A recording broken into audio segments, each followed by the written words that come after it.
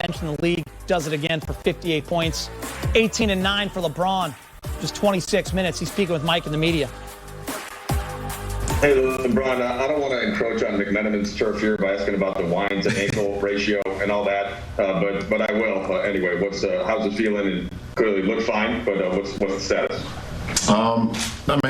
It's been better, but it feels pretty good. Obviously, tomorrow, once I go to sleep and lay down, will be the telltale sign of how good or how not good it is. So I don't want to say I'm looking forward to that, but we'll see tomorrow.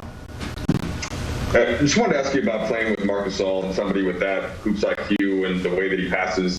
He made some comments after the game about kind of the way that you see the game, like so few do. When you have two guys at the same time, like a little bit like you and Rondo last year maybe, what does that do and what have you learned about him early so far? There's certain guys that just see plays before they happen and able to do it with their mind, do it with the pass, and Marc is one of those guys.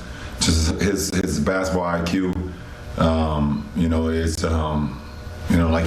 Like he said, there's not many that kind of see the game like that. So, I've been privileged to, back-to-back years to be alongside Doe and now be alongside Marc, who sees the game very similar to the way I see it.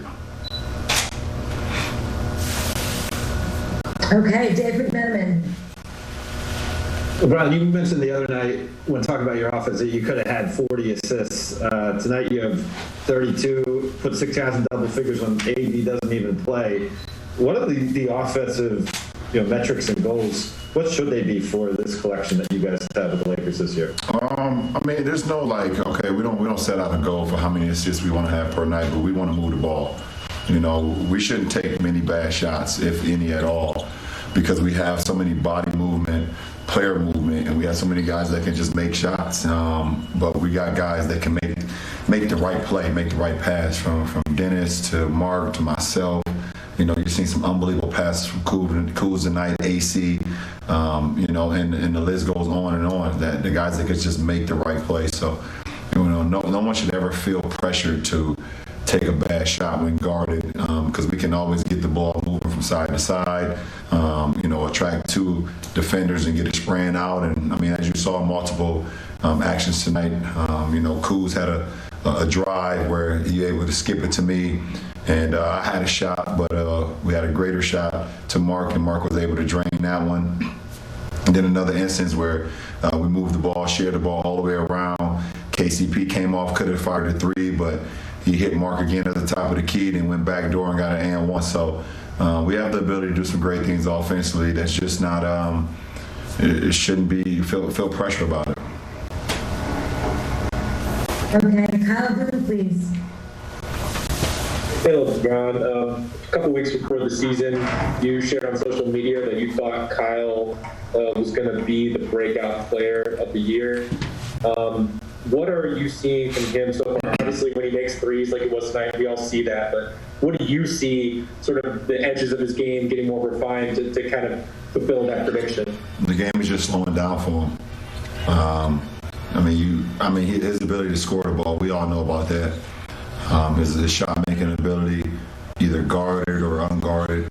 But what he's done this year so far, what he did through our short training camp, and what he did actually, later in the postseason, you started to see the extra pass. He started seeing plays happening, and you look at the pass that he had to KCP in transition tonight. You see the dump off that he had to Trez for a dunk.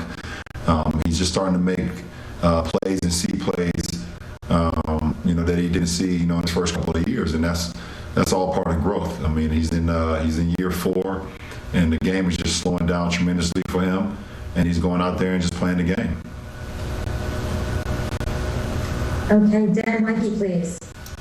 Hey, LeBron. How adaptable is this team going to have to be this year with guys kind of being in and out for whatever reason? And how adaptable do you think you guys look tonight? It seemed like nobody tried to do too much. It's kind of the. It's going to be our identity. No one should ever feel like they need to do too much.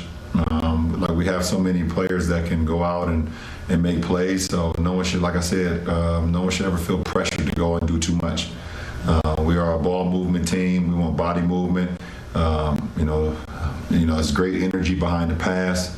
And then when you have that movement, everyone feels comfortable. Everyone feels like a part of it. So we want to continue that throughout the whole season. And no matter who's in the lineup, no matter who's out of the lineup, we still want to play Laker basketball.